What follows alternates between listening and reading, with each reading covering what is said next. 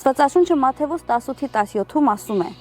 ճշմարիտ եմ ասում ձեզ, ինչ որ երկրի վրա կապեք, կապված կլինի երկնքում, եւ ինչ որ երկրի վրա արձակեք, արձակված կլինի նաեւ երկնքում։ Դարձյալ ասում եմ ձեզ, եթե ձեզանից երկու հոգի մեկ բանի համար երկրի վրա միաբանվեն, ինչ որ խնդրեն կլինի նրանց իմ հորից, որ երկնքում է։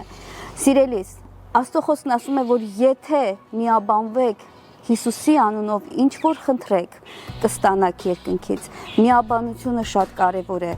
Եվ այս իշխանությունը, որ մեզ տրված է երկնքից, ինչ որ խոսքով կապենք երկրի վրա, կապված կլինի նաև երկնքում, եւ ինչ որ ազատենք երկրի վրա, ազատված կլինի նաև երկնքում։ Հետևաբար մենք ունենք իշխանություն մեր խոսքով քանդել չարի բոլոր ծրագրերը մեր կյանքից եւ ունենք իշխանություն օրհնություն խոսել մեր կյանքի վրա եւ միաբանվել աղոթքի մեջ մեր հարազատների, մեր ընտանիքի անդամների, եկեղեցու անդամների հետ եւ խոսել օրհնություն եւ այդ օրհնությունը կդառնա իրականություն։ Վերցրու այդ իշխանությունը,